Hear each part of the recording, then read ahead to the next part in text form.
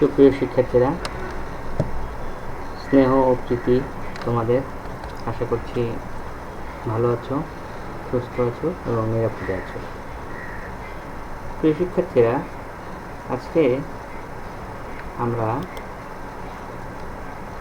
সাহিত্য পাঠের ক্লাস শুরু করব। আজকে এই সাহিত্য পাঠের ক্লাসে তোমাদের সবাইকে শুভেচ্ছা জানাচ্ছি। প্রিয় শিক্ষার্থীরা, এসো আমি তোমাদের সাথে একটু পরিচিত হই। আমি মোহাম্মদ মোস্তফিজুর রহমান খান, সহকারী অধ্যাপক বাংলা, সান্তাহার সরকারি কলেজ, বগুড়া। প্রিয় শিক্ষার্থীরা,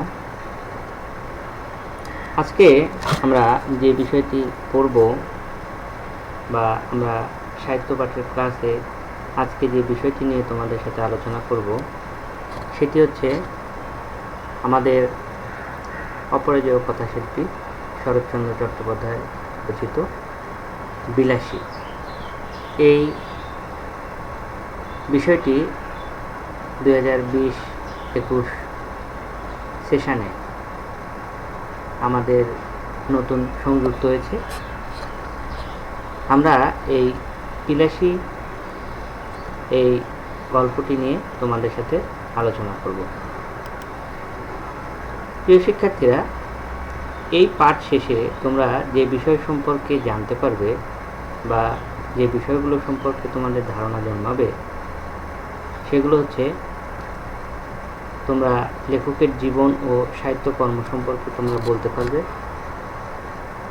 বিলাসী গল্পের বিষয়বস্তু সম্পর্কে তোমরা সংক্ষেপে ব্যাখ্যা করতে পারবে, তৎকালীন সামাজিক কুসংস্কার সম্পর্কে তোমরা ধারণা লাভ করবে, নারীর প্রতি মানবিক মূল্যবোধ তোমাদের তৈরি হবে, ভালোবাসার প্রগাঢ় বন্ধন সম্পর্কে তোমরা ধারণা লাভ করবে। প্রিয় শিক্ষার্থীরা, আসো এবারে আমরা আমাদের অপরাজেয় কথাশিল্পী শরৎচন্দ্র চট্টোপাধ্যায় সম্পর্কে একটু জেনে নিই। শরৎচন্দ্র চট্টোপাধ্যায় 1876 খ্রিস্টাব্দের 15ই সেপ্টেম্বর পশ্চিম বাংলার হুগলি জেলার দেবানন্দপুর গ্রামে জন্মগ্রহণ করেন। তার পিতা মতিলাল চট্টোপাধ্যায় এবং মাতা ভুবনমোহিনী দেবী।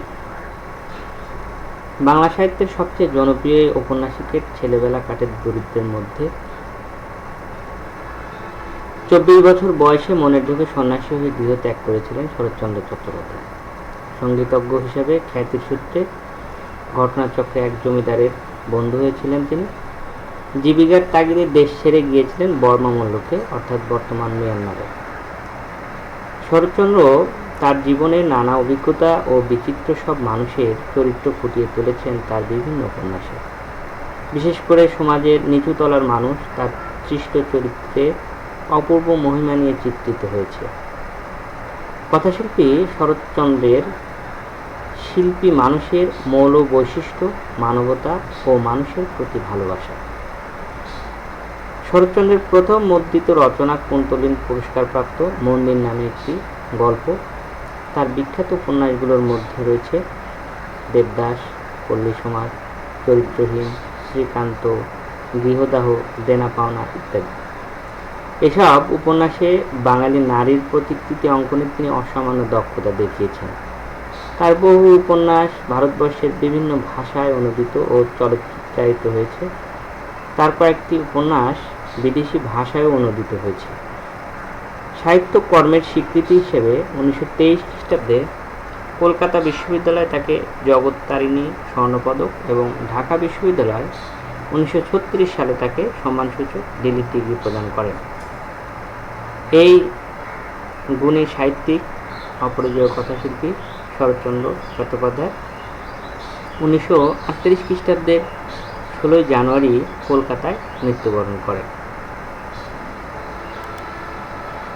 এবারে আমরা এই বিলাসী গল্পের পাঠ পরিচিতি তথা পাঠ সংক্ষেপ সম্পর্কে আমরা একটু ধারণা নিব।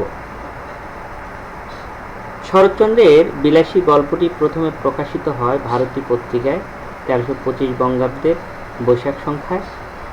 ন্যাড়া নামের এক যুবকের নিজের জবানিতে বিবৃত হয়েছে এ গল্প। এ গল্পের কাহিনীতে শরৎচন্দ্রের প্রথম জীবনের ছায়াপাত ঘটেছে। বিলাসী গল্পে বর্ণিত হয়েছে ব্যতিক্রমধর্মী দুই মানবিক চরিত্রের অসাধারণ প্রেমের মহিমা, যা ছাপিয়ে উঠেছে জাতিগত বিভেদের সংকীর্ণ সীমা। গল্পে সংঘটিত একের পর এক ঘটনা এবং বিভিন্ন চরিত্রের মধ্যে সংঘাতের মাধ্যমেই কাহিনী অগ্রসর হয়। ঘটনার দ্বন্দ্ব সংঘাতের মধ্য দিয়ে কাহিনীতে গতি সঞ্চারিত হয়েছে। লেখক কোন অবস্থান থেকে কাহিনী বলেছেন সেটা অনেক সময় কাহিনী বর্ণনায় গুরুত্বপূর্ণ ভূমিকা পালন করে। লেখক সর্বদর্শী অবস্থান থেকেও কাহিনী বর্ণনা করতে পারেন। সেক্ষেত্রে তিনি সবগুলো চরিত্র ও ঘটনা নিরপেক্ষ অবস্থান থেকে বর্ণনা করেন, যেমনটি দেখা যায় সৈয়দ ওয়ালিউল্লাহ লাল সালু উপন্যাস এবং মানিক বন্দ্যোপাধ্যায়ের মাসি পিসি গল্পে। পক্ষান্তরে গল্পটি উত্তম পুরুষের ভাষ্যেও বর্ণিত হতে পারে। এক্ষেত্রে গল্পে আমি, আমাকে ইত্যাদি সর্বনাম এসে যায়। এরকম ক্ষেত্রে কখনো কখনো লেখক নিজেই কাহিনীর একটা চরিত্রের ভূমিকা নেন, হয়ে ওঠেন কথক। বিলাসী গল্পে লেখক সেই ভূমিকা গ্রহণ করেছেন। বর্তমান সংকলনের অপরিচিতা, আহ্বান ও তাজমহল গল্পে উত্তম পুরুষের ভাষ্য গৃহীত হয়েছে। বিলাসী গল্পের নাম চরিত্র কর্মনিপুণ, বুদ্ধিমতী ও সেবাবতী বিলাসী শরৎ সাহিত্যের অন্যান্য উজ্জ্বল নায়িকাদের মতোই একজন, যে প্রেমের জন্য নির্দ্বিধায় বেছে নিয়েছে স্বেচ্ছামৃত্যুর পথ, আর তার প্রেমের মহিমাময় আলো ধরা পড়েছে সমাজের অনুদারতা ও রক্ষণশীলতা, জীবনের নিষ্ঠুর ও অশুভ চেহারা। প্রিয় শিক্ষার্থীরা, এবারে আমরা এই বিলাসী ছোট গল্পটি সম্পর্কে একটু পর্যালোচনা করব, বা এই বিলাসী গল্পে আমরা বিশ্লেষণ করব। চলো আমরা এই গল্পের মূলে চলে যাই তথা পাঠে চলে যাই। গল্পটি শুরু হয়েছে এইরকম করে: পাকা 2 ক্রোশ পথ হাঁটিয়া স্কুলে বিদ্যা অর্জন করিতে যাই আমি একা নই, 10-12 জন। যাহাদেরই বাটি পল্লীগ্রামে তাহাদেরই ছেলেদের শতকরা 80 জনকে এমনই করিয়া বিদ্যা লাভ করিতে হয়।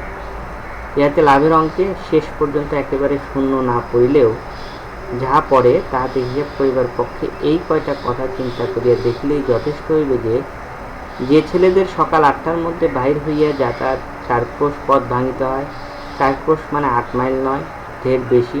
বর্ষার দিনে মাথার উপর মেঘের জল, পায়ের নিচে 1 হাঁটু কাদা, এবং গ্রীষ্মের দিনে জলের বদলে খরা সূর্য এবং কাদার বদলে ধুলার সাগর সাঁতার দিয়ে স্কুল ঘর করিতে হয়। সেই দুর্ভাগা বালকদের মা সরস্বতী খুশি হইয়া বর দেবেন কি? তাহাদের যন্ত্রণা দেখে কোথায় যে তিনি লুকাইবেন ভাবিয়া পান না। আমরা দেখছি এইভাবে আমাদের এই বিলাসী গল্পের সূচনা তথা শুরু। এখন আমরা এই গল্পের পাঠ পরিচিতি থেকে যে বিষয়গুলো সম্পর্কে ইতিমধ্যেই ধারণা লাভ করেছি তা হচ্ছে যে শরৎচন্দ্র চট্টোপাধ্যায় অপরাজেয় কথাশিল্পী এখানে দুটি ঘটনার সংশ্লেষ ঘটিয়েছেন। একটি হচ্ছে সমাজের সংকীর্ণতা, অনুদারতা, এবং অপরটি হচ্ছে মানব হৃদয়ের যে ভালোবাসা, দুটি নরনারীর মধ্যে যে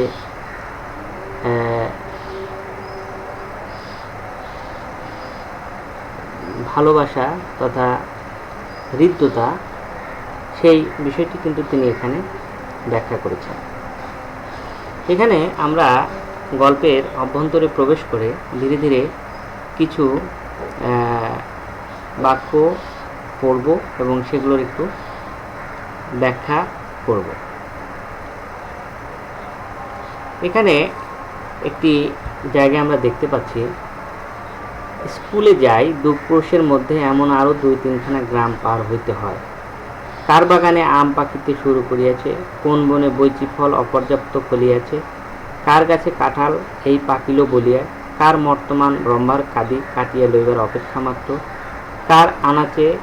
কার কানাচে ঝোপের মধ্যে আনারসের গায়ে রং ধরিয়াছে, কার পুকুর পাড়ের খেজুর মেথি কাটিয়া খাইলে ধরা পড়িবার সম্ভাবনা অল্প। এইসব খবর লইতেই সময় যায়। কিন্তু আসলে যা বিদ্যা, সংস্কারকার রাজধানীর নাম কি এবং সাইবেরিয়ার খনির মধ্যে রূপা মেলে না সোনা মেলে, এ সকল দরকারি তথ্য অবগত হইবার ফুরসতি মেলে না। প্রিয় শিক্ষার্থীরা, এইখান থেকে কিন্তু আমরা আমাদের যে একসময় আমাদের কৈশোরের যে শিক্ষার্থীদের জীবন এবং তাদের যে উপভোগ্যময় সময়, সেই বিষয় সম্পর্কে কিন্তু আমাদের ধারণা আসে। তারা অত্যন্ত কষ্ট করে 2 ক্রোশ তথা 8 মাইল এর ঢের বেশি পথ অতিক্রম করে স্কুলে গিয়েছে, কিন্তু এই স্কুলে যাবার জন্য তাদের কিন্তু কোনো বিরক্তির উদ্রেক হয়নি, বরঞ্চ তারা এটাকে অনেক উপভোগ করেছে এবং এই বিভিন্ন যে বিষয় আমরা দেখছি এখানে বর্ণনা করা হয়েছে, সেই বিষয়গুলো তারা দল বেঁধে সংগঠিত করেছে। এবারে আমরা দেখব আমাদের গল্পের যিনি মধ্যমণি, যাকে কেন্দ্র করে এই গল্পের বিকাশ, তার একটু কথা এই গল্পের মধ্যে কিভাবে বর্ণনা করা হচ্ছে সেটি আমরা একটু খেয়াল করি। আমাদের গ্রামের একটি ছেলের সঙ্গে মাঝে মাঝে স্কুলের পথে দেখা হতো। তাহার নাম ছিল মৃত্যুঞ্জয়। আমাদের চেয়ে সে বয়সে অনেক বড়, 3rd ক্লাসে পড়িত। কবে যে সে প্রথম 3rd ক্লাসে উঠিয়াছিল এ খবর আমরা কেউই জানিতাম না। সম্ভবত তাহা প্রত্নতাত্ত্বিকের গবেষণার বিষয়।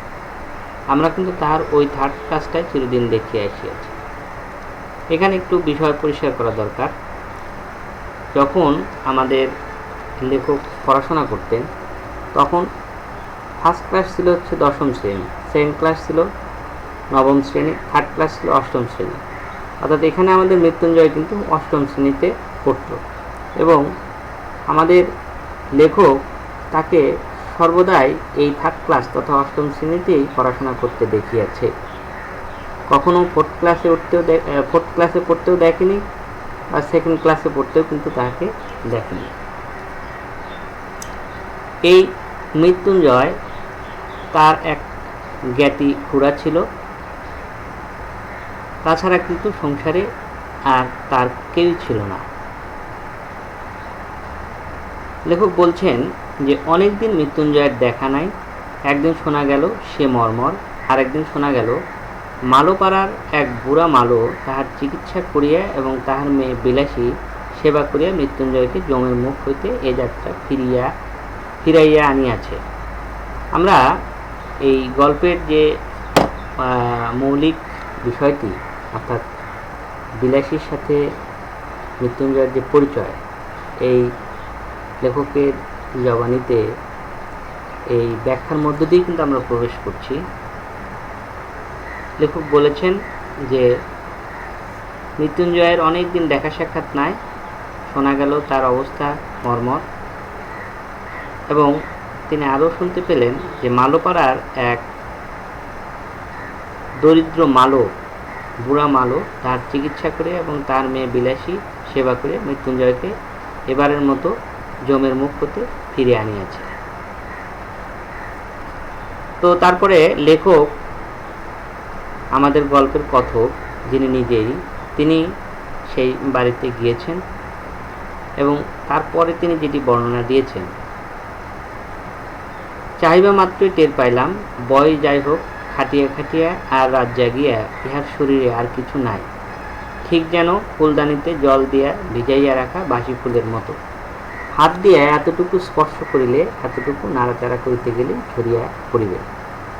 এখানে গল্পের কথক আমাদের প্রিয় লেখক বিলাসী সম্পর্কে কিন্তু এই বাক্যগুলো বলেছেন যে তার অবস্থাখানে এইরকম হয়েছে যে ফুলদানিতে জল দিয়া ভিজাইয়া রাখা বাসি ফুল,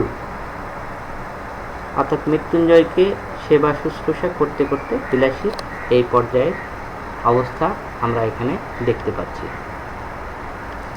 এরপরে অনেক দিন তার সাথে আর আমাদের গল্পের কথকের দেখা সাক্ষাৎ হয়নি। মৃত্যুঞ্জয় প্রায় 1.5 মাস এরকম করে শয্যাগত, তার মধ্যে 10-15 দিন সে অজ্ঞান এবং অচেতন অবস্থায় পড়িয়াছিল। এই মাত্র কয়েকদিন হলো সে লোক চিনতে পারতেছে, এবং যদিচ এখনো সে বিছানা ছাড়িয়া উঠিতে পারে নাই, কিন্তু আর ভয় নাই। এইভাবে আমাদের গল্পের কথক মৃত্যুঞ্জয়ের সাথে দেখা করার পরে আমরা দেখছি তিনি সেই বাড়ি থেকে ফিরে আসছেন। ফিরে আসার সময় মেয়েটি অর্থাৎ বিলাসী একটি প্রদীপ লইয়া আমাদের গল্পের কথককে আগিয়ে দেওয়ার জন্য প্রাচীর পর্যন্ত এসেছে, এবং এতক্ষণ পর্যন্ত সে একটি কথাও কিন্তু বলে নাই। এবার বিলাসী আস্তে আস্তে বলেছে, রাস্তা পর্যন্ত তোমায় রেখে আসবো কি? একলা যেতে ভয় করবে না তো? একটু এগিয়ে দিয়ে আসবো। আমাদের গল্পের কথক প্রত্যুত্তরে বলেছে না, এবং না বলিয়েই সে অগ্রসর হয়েছে। আমরা জানি ঘন একটি আম বাগানের মধ্যে মৃত্যুঞ্জয়ের বাড়ি। সেই বাড়িটির মধ্যে অর্থাৎ বাগানের যে দৈর্ঘ্য বা আয়তন সেটি প্রায় 20-25 বিঘা। এই পথটাও কিন্তু কম নয়। এই দারুণ অন্ধকারের মধ্যে আমাদের গল্পের কথক একটু ভীত সন্ত্রস্ত হয়েই রওনা দিয়েছে, কিন্তু যখনই ওই মেয়েটির কথা মনে পড়েছে তখন তার মধ্যে আর ভয় সেরকম কাজ করেনি।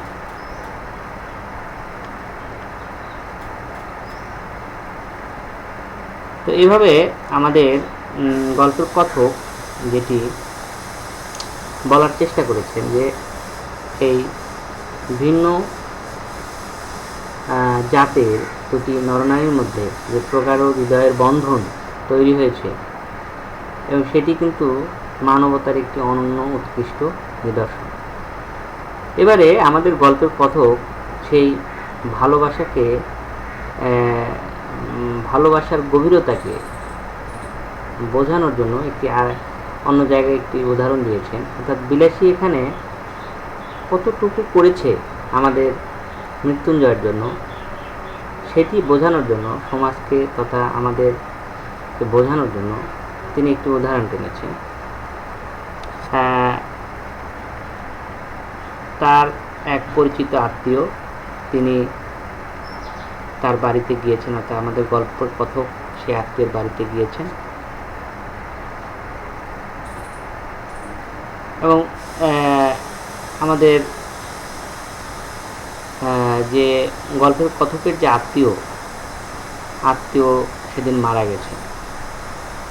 মারা যাওয়ার পরে তার স্ত্রীর এমন আহাজারি, এমন গগনবিদারী আর্তনাদ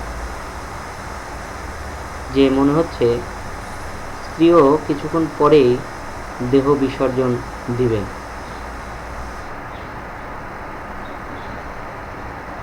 কিন্তু প্রকৃত বিষয়টি আরেকটু পরে বোঝা গেল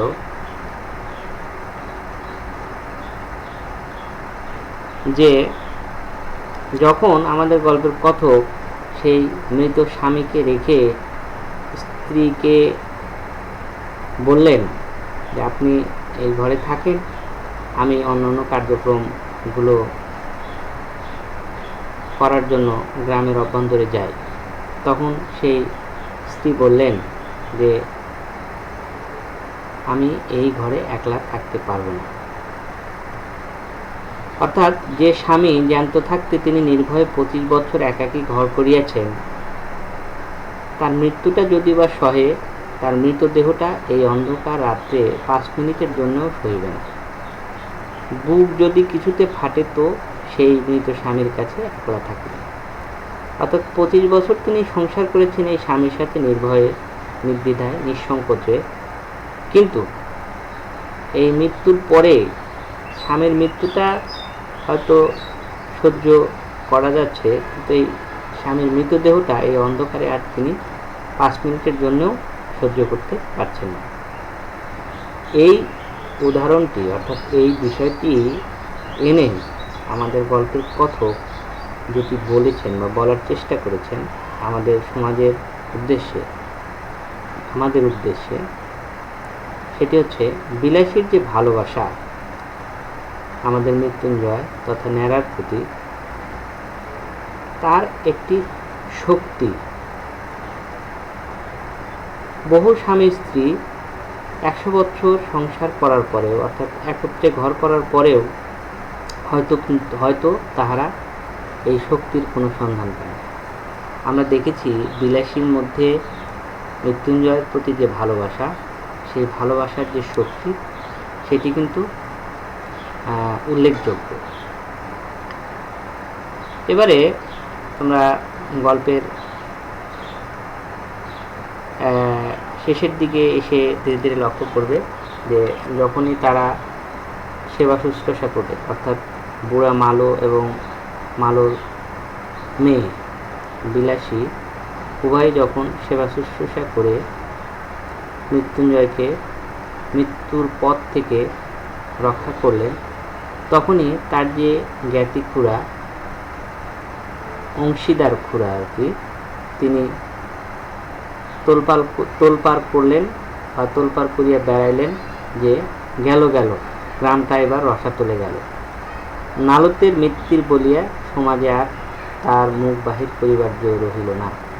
অকাল কুষ্মাণ্ডটা একটা সাপুরের মেয়ে নিকা করিয়া ঘরে আনিয়াছে। আর শুধু নিকা নয়, তাও না হয় চুলায় যাক, তার হাতে ভাত পর্যন্ত খাইতেছে। এই যে সমাজের আমাদের যে অনুদার সংকীর্ণ অনুভব, সংকীর্ণ মানসিকতার যে লক্ষণ, সেটি কিন্তু এই বাক্যগুলোর মধ্য দিয়ে পরিষ্কার হয়েছে। এখানে তার পরবর্তীতে যে ঘটনাটি ঘটেছে, আমাদের খুড়া অর্থাৎ গল্পের কথক বলছেন যে খুড়া চলিলেন নালতের মৃত্যুর বংশের অভিভাবক হইয়া, আর আমরা 10-12 জন সঙ্গে চলিলাম গ্রামের বদন দগ্ধ না হয় এই জন্য। তোমরা বুঝতেই পারছো প্রিয় শিক্ষার্থীরা, আমাদের এই খুড়া অর্থাৎ ইনি কিন্তু আমাদের সমাজেরই এক প্রতিচ্ছবি, সংকীর্ণ অনুদার সমাজেরই কিন্তু একটি প্রতিচ্ছবি। একজন প্রতিচ্ছবি হিসেবে খুড়া এবং তার সাথে আরও গ্রামের 10-12 জন লোক একসাথে গিয়ে বীর দর্পে হুঙ্কার দিয়ে বিলাসীর উপর আক্রমণ করেছে। কেউ ধরেছে তার চুলের মুঠি, কেউ ধরেছে তার কান, কেউ ধরেছে তার হাত দুটো, এবং যাহাদের সে সুযোগ ঘটে নাই তাহারাও নিশ্চেষ্ট হইয়া ছিল না। আমরা বলি যাহারই গায়ে জোর নাই তাহার গায়ে হাত তুলিতে পারা যায়, তা সে নরনারী যাই হোক না কেন। এখানে আমাদের গল্পের কথক একটু শ্লেষ করিয়াছেন, একটু প্রহসন করিয়াছেন যে এইভাবে নারীদেরকে অপমান করা বা গায়ে হাত তোলা এটি ঠিক নয়, এটি সংস্কারেও যায় না। কিন্তু আমাদের সমাজ ব্যবস্থার মধ্যে এরকম একটি প্রথা প্রচলিত আছে যে আমরা ইচ্ছে করলে যার তার গায়ে হাত তুলিতে পারি, তা সে নরনারী যেই হোক না কেন। যখন আমাদের এই দলবল সহ অর্থাৎ খুড়োর নেতৃত্বে দলবল সহ বিলাসীকে প্রচণ্ড রকমের আঘাত করছে, তখন তিনি বলেছেন, বাবুরা আমাকে একটিবার ছেড়ে দাও, আমি রুটিগুলো ঘরে দিয়ে আসি, বাইরে শিয়াল কুকুর খেয়ে যাবে, রোগা মানুষ সমস্ত রাত খেতে পাবে না। দেখো তোমরা এই কথাটির মধ্যেও আমাদের যে বিলাসী, অর্থাৎ এখানে জাতপাতের বিচারে যদি আমরা তাকে বিশ্লেষণ করি, আমাদের গল্প কথক বলেছেন যে তিনি বিলাসী খুবই নিচু জাতের, কিন্তু তার ভিতরে হৃদয়ের যে ভালোবাসা, তার হৃদয়ের যে অভিব্যক্তি, হৃদয়ের ভালোবাসার যে প্রকাশ, সেটি কিন্তু নিচু নয়, অত্যন্ত মহৎ এবং উদার। মৃত্যুঞ্জয়ের প্রতি তার যে ভালোবাসা, তার যে হৃদ্যতা, সেটি সত্যিই আমাদের সকলের অনুসরণযোগ্য। এভাবে মারামারি শেষে যখন আমাদের খুরার নেতৃত্বে দল যখন চলে গেল, তখন তারা একটি কথা বলল যে সব পাপ হয়তো মোচন করা যায়, কিন্তু ভাত খাওয়া অর্থাৎ অন্য জাতের হাতে ভাত খাওয়া তো অন্য পাপ, এই পাপ কোনোভাবেই মোচন করা সম্ভব নয়। তোমরা বুঝতেই পারছো যে এই যে সংকীর্ণতা, এটাকে আমাদের সমাজ ব্যবস্থা দিনে দিনে এটি প্রতিপালন করছে বা প্রদর্শন করছে। এই ঘটনার পাশাপাশি তিনি আরেকটি ঘটনা ব্যাখ্যা করেছেন, অর্থাৎ সমাজের মধ্যে উঁচু নিচুর যে একটি ভেদাভেদ, আইন যে সকলের জন্য সমান না, তিনি সেই বিষয়টিও কিন্তু এখানে ব্যাখ্যা করেছেন আমাদের গল্পের কথক। এখানে তিনি বলেছেন, এই তো ইহারই কিছুদিন পরে প্রাতঃস্মরণীয় স্বর্গীয় মুখোপাধ্যায় মহাশয় বিধবা পুত্রবধূ মনের বৈরাগ্যে বছর 2 কাশীবাস করিয়া যখন ফিরিয়া আসিলেন, তখন নিন্দুকেরা কানাকানি করিতে লাগিল যে অর্ধেক সম্পত্তি ওই বিধবার এবং পাছে তাহা বেহাত হয়। এই ভয়ে ছোটবাবু অনেক চেষ্টা অনেক পরিশ্রমের পর বৌঠানকে যেখান হইতে ফিরিয়ে আনিয়াছেন সেটা কাশীই বটে। যাই হোক, ছোটবাবু তাহার স্বাভাবিক ঔদার্যে গ্রামের বারোয়ারি পূজা বাবদ 200 টাকা দান করিয়া 5খানা গ্রামের ব্রাহ্মণের সৎ দক্ষিণা উত্তর ফলাহারের পর প্রত্যেক সৎ ব্রাহ্মণের হাতে যখন একটা করিয়া কাঁসার গ্লাস দিয়ে বিদায় করিলেন, তখন ধন্য ধন্য পড়িয়া গেল। এমনকি পথে আসিতে অনেকেই দশের এবং দেশের কল্যাণের নিমিত্ত কামনা করিতে লাগলেন। এমন সব যারা বড়লোক, তাদের বাড়িতে বাড়িতে মাসে মাসে এমন সদানুষ্ঠানের আয়োজন হয় না কেন? তোমরা বুঝতেই পারছো, এখানে আমাদের গল্পের কথক এই বাক্যগুলোর মধ্য দিয়ে সমাজের উচ্চতলার মানুষ যদি কোনো অপরাধ করে, সেটি যে কোনো অপরাধ নয়, সমাজ যে সেটি দেখতে পায় না, সেই বিষয় সম্পর্কে কিন্তু আমাদের ধারণা দিয়েছেন। তিনি বলেছেন, তো গল্পের কথক বলেছেন, চরিত্রেই বলো, ধর্মেই বলো, সমাজেই বলো, আর বিদ্যাতেই বলো, শিক্ষা একেবারেই পুরা হইয়া আছে। এখন শুধু ইংরেজকে কষিয়া গালিগালাজ করিতে পারলে দেশটা উদ্ধার হইয়া যায়। এভাবে আমরা গল্পের এই পর্যায়ে এসে আবার দেখছি যে আমাদের ন্যাড়া অর্থাৎ গল্পের কথক একদিন দুপুরবেলা ক্রোশ 2 দূরের মালপাড়ার ভিতর দিয়ে চলেছেন। হঠাৎ দেখি একটি কুটিরের দ্বারে বসে মৃত্যুঞ্জয়। তার মাথায় গেরুয়া পাগড়ি, বড় বড় দাড়ি চুল, গলায় রুদ্রাক্ষ, পুঁতির মালা। কে বলিবে এ আমাদের সে মৃত্যুঞ্জয়? কায়েস্তের ছেলে, একটা বছরের মধ্যেই জাত দিয়ে একেবারে পুরো দস্তুর সাপুরি হইয়া গিয়েছে। ওই যে সেদিন জ্ঞাতিক খুড়ার নেতৃত্বে বিলাসী এবং মৃত্যুঞ্জয়ের উপরে যে আক্রমণ হয়েছিল, সেই আক্রমণ থেকে রক্ষা পাওয়ার জন্যই একদিন মৃত্যুঞ্জয় বিলাসীকে নিয়ে মালোপাড়ায় চলে এসেছে এবং পুরো দস্তুর সে পেশা হিসেবে সাপুরে পেশা গ্রহণ করেছে। এভাবে একটি ভালোবাসার যে চমৎকার রূপ বা প্রতিচ্ছবি আমরা কিন্তু এখানে দেখতে পাচ্ছি। ভালোবাসা কাছে কিন্তু জাতপাত পরাজিত হয়েছে। গল্পকার এখানে বলেছেন যে এই যে নারীর মধ্যে যে শক্তি, যে অমেয় তেজ, তিনি বলেছেন, এমন করিয়া এত সহজে পুরুষকে যাহারা টানিয়া নামাইতে পারে, তাহারা কি এমনই অবলীলাক্রমে তাহাদের ঠেলিয়া উপরে তুলিতে পারে না? অর্থাৎ নারীদের যে একটি ভূমিকা সমাজ সংসারে, তাদের ভালোবাসার মাধ্যমে তাদের হৃদয়ের টান দিয়ে অনেক সময় অনেক পুরুষকে নামায়া ফেলেন, আবার তারা কিন্তু তাকে ইচ্ছা করলে উপরে ঠেলিয়াও তুলিতে পারে।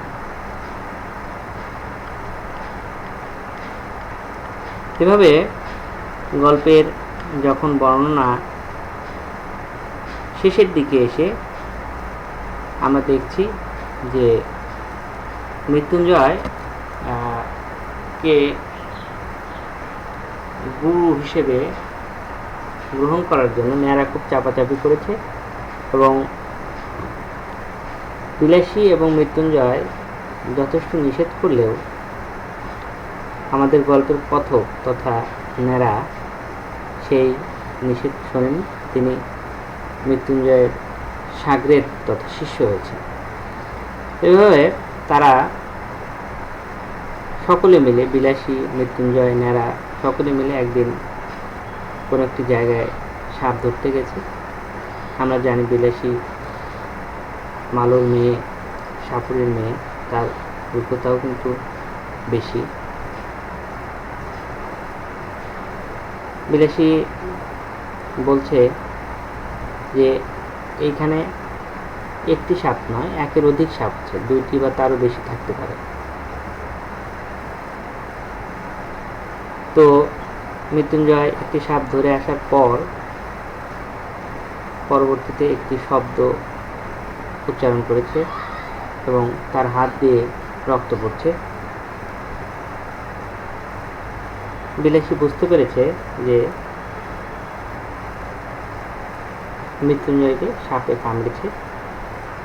তারা মৃত্যুঞ্জয়ের হাত বেঁধে দিয়েছে এবং এই খবরগুলো, মৃত্যুঞ্জয়কে সাপে কামড় দেওয়ার খবর তারা বিভিন্ন জায়গায় পৌঁছে দিয়েছে।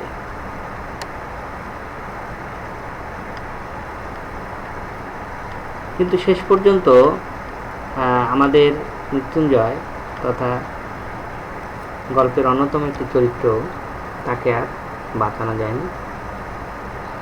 এখানে গল্পের কথক আমাদের ন্যাড়া, আমাদের অপরাজেয় কথাশিল্পী শরৎচন্দ্র চট্টোপাধ্যায় বলেছেন, কিন্তু সে আজ্ঞা যে ম্যাজিস্ট্রেটের আজ্ঞা নয় এবং সাপের বীজ যে বাঙালির বীজ নয়, তা আমি বুঝিয়েছিলাম। একদিন গিয়ে শুনিলাম ঘরে তো আর বিষের অভাব ছিল না, বিলাসী আত্মহত্যা করিয়া মরিয়াছে এবং শাস্ত্রমতে সে নিশ্চয়ই নরকে গিয়েছে। কিন্তু যেখানে যাক, আমার নিজের যখন যাইবার সময় আসিবে তখন ওইরূপ কোনো একটা নরকে যাওয়ার প্রস্তাবে আমি পিছাইয়া দাঁড়াইব না। খুড়ামশাই 16 আনা বাগান দখল করে অত্যন্ত বিজ্ঞের মতো চারিদিকে বলিতে বেড়াইতে লাগিলেন, ওর যদি না অপঘাত মৃত্যু হবে তো হবে কার? পুরুষ মানুষ অমন একটা ছেড়ে 10টা করুক না কেন, তাতে তো তেমন আসে যায় না, না হয় একটু নিন্দাই হতো। কিন্তু হাতে ভাত খেয়ে মরতে গেলি কেন? নিজে মরল, আমার পর্যন্ত মাথা হেট করে গেল। না পেলে 1 ফোঁটা আগুন, না পেলে একটা পিণ্ডি, না হলে একটা ভুজি উৎসুর্গ। গ্রামের লোক এক বাক্যে বলিতে লাগিল, তাহাতে আর সন্দেহ কি? অন্য পাপ, বাপরে, এর কি প্রায়শ্চিত্ত আছে? কিন্তু এই যে বিলাসীর আত্মহত্যা মৃত্যুঞ্জয়ের মৃত্যুর পরে, আমরা সেটিকে একটা পরিহাসের বিষয় মনে করছি, কিন্তু এর পিছনের যে একটি ঘটনা, সেটি কিন্তু আমাদের সমাজ, অনুদার সমাজ, সংকীর্ণ সমাজ কিন্তু কখনোই খেয়াল করবে না, করেনি। এই যে এত বড় দুঃসাহসের কাজে প্রবৃত্ত হয়েছিল আমাদের বিলাসী, সেটা কি আমাদের সমাজ একবারও চোখ মিলিয়ে দেখিবে? গল্পের কথক বলেছেন, আমার মনে হয় যে দেশের নরনারীর মধ্যে পরস্পরের হৃদয় জয় করিয়া বিবাহ করিবার রীতি নাই, বরঞ্চ তাহা নিন্দার সামগ্রী। যে দেশে নরনারীর আশা করিবার সৌভাগ্য, আকাঙ্ক্ষা করিবার ভয়ঙ্কর আনন্দ হইতে চিরদিনের জন্য বঞ্চিত, যাহাদের জয়ের গর্ব, পরাজয়ের ব্যথা কোনোটাই জীবনে একটিবারও বহন করিতে হয় না, যাহাদের ভুল করিবার দুঃখ আর ভুল না করিবার আত্মপ্রসাদ কিছুরই বালাই নাই, যাদের প্রাচীন এবং বহুদর্শী বিজ্ঞ সমাজ সর্বপ্রকারের হাঙ্গামা হইতে অত্যন্ত সাবধানে দেশের লোককে তফাৎ করিয়া আজীবন কেবল ভালোটি হইয়া থাকিবার ব্যবস্থা করিয়া দিয়েছেন, তাই বিবাহ ব্যাপারটা যাহাদের শুধু নিছক কন্ট্রাক্ট, তা সে যতই কেননা বৈদিক মন্ত্র যে ডকুমেন্ট পাকা করা হোক, সে দেশের লোকের সাধ্য নাই মৃত্যুঞ্জয় অন্নপাতের কারণ বোঝে। বিলাসীকে যাহারা পরিহাস করিয়াছিলেন তাহারা সাধু, গৃহস্থ এবং সাধ্বী গৃহিণী। অক্ষয় সীতালোকে তাহারা অক্ষয় সীতালোক বা অক্ষয় সতীলোক তাহারা সবাই পাইবেন, তাও আমি জানি।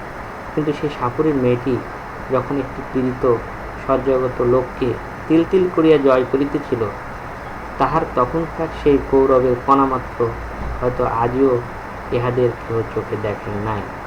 মৃত্যুঞ্জয় হয়তো নিতান্তই একটা তুচ্ছ মানুষ ছিল, কিন্তু তার হৃদয় জয় করিয়া দখল করার আনন্দটাও তুচ্ছ নয়, সে সম্পদও অকিঞ্চিৎকর নহে। এই বস্তুটাই দেশের লোকের পক্ষে বুঝে ওঠা কঠিন। এখানে গল্পকার বলেছেন যে টিকিয়া থাকায় চরম সার্থকতা নয়, এবং অতিকায় হস্তি লোপ পেয়েছে কিন্তু তেলাপোকা টিকে আছে। অর্থাৎ এই যে সমাজের মধ্যে অনেক শৃঙ্খল, অনেক আইন কানুন, যেগুলো যুগের পর যুগ, শতাব্দীর পর শতাব্দী এই যে সংস্কার টিকে আছে, এই সংস্কার আসলে প্রকৃত অর্থে সমাজের কি উপকার সাধন করছে? আমরা ভালো হয়ে থাকার চেষ্টা করি, কিন্তু আমরা যদি দুঃসাহসী না হয়, আমাদের যদি সাহস সঞ্চার না হয়, তাহলে সেই ভালো হয়ে থাকাটার কিন্তু কোনো অর্থ থাকে না। অর্থাৎ আমরা যদি টিকে থাকি, চরম সার্থকভাবে টিকে থাকব, আর যদি টিকে না থাকি তাহলে আমরা ধ্বংসপ্রাপ্ত হব। তেলাপোকার মতো শুধুমাত্র টিকে থাকায় মনুষ্য জীবের একমাত্র কাজ নয়। মানুষের চিন্তার বিকাশ ঘটাতে হবে, এবং সমাজের অভ্যন্তরে যে সমস্ত কুসংস্কার, যে সমস্ত অন্যায় অত্যাচার আমরা দেখব, সেগুলোকে আমরা চেষ্টা করব নিঃশেষ করে দেওয়ার জন্য, ধ্বংস করার জন্য। যদি আমরা পারি, তাহলে আমাদের সমাজ একটি সুষ্ঠু কাঠামোর উপরে দাঁড় প্রতিষ্ঠিত হবে। প্রিয় শিক্ষার্থীরা, তোমরা এই গল্পটির মধ্য দিয়ে যে বিষয়টি সম্পর্কে তোমাদের ধারণা ইতিমধ্যেই অর্জন করে ফেলেছ, সেটি হচ্ছে যে আমাদের সমাজ ব্যবস্থার নারীর প্রতি যে দৃষ্টিভঙ্গি, সমাজ ব্যবস্থায় পুরুষতান্ত্রিক যে প্রাধান্য, আমাদের সংস্কার আমাদের কোথায় নিয়ে যাচ্ছে, এই বিষয়গুলো কিন্তু তোমরা এখানে খুব ভালোভাবে খেয়াল করেছ। আশা করছি আমরা এই গল্পটি পাঠের মধ্য দিয়ে আমরা গল্পের যে কথক, অর্থাৎ আমাদের অপরিজয় কথাশিল্পী শরৎচন্দ্র চট্টোপাধ্যায় যে কথাগুলো আমাদেরকে তথা আমাদের সমাজের সামনে উপস্থাপন করেছেন, যে সত্য মূর্তি সমাজের সামনে উপস্থাপন করেছেন, একটি ব্যতিক্রমধর্মী মানবী চরিত্রের প্রেমের মাধ্যমে, তা হচ্ছে আমাদের জাতিগত এই যে বিভেদ এবং এই জাতিগত বিভেদের সংকীর্ণ সীমা। এখানে বিলাসী যে চরিত্রটি, তিনি কর্মনিপুণ, বুদ্ধিমতী ও সেবাব্রতী। এই চরিত্রটি শরৎচন্দ্র চট্টোপাধ্যায়ের অন্যান্য গ্রন্থের নারী চরিত্রের মতোই একটি উজ্জ্বল এবং দীপ্যমান চরিত্র। আমাদের বিলাসী প্রেমের জন্য নির্দ্বিধায় বেছে নিয়েছে স্বেচ্ছা মৃত্যু, এবং এই তার প্রেমের মধ্যেই ধরা পড়েছে আমাদের সমাজের রক্ষণশীলতা, অশুভ চেহারা, অনুদারতা, এই বিষয়গুলো। তো আজকে এই পর্যন্তই। আশা করছি তোমরা সকলেই এই ক্লাসটি শুনেছ এবং উপভোগ করেছ। তোমরা সকলেই এই গল্পটি পাঠ করবে, তোমাদের ভালো লাগবে। আমাদের সময়ও এই গল্পটি পাঠ্য ছিল। আমরা একাধিকবার এই গল্পটি পড়েছি। আর কথা না বাড়িয়ে তোমাদের সবাইকে ধন্যবাদ জানিয়ে এখানে শেষ করছি।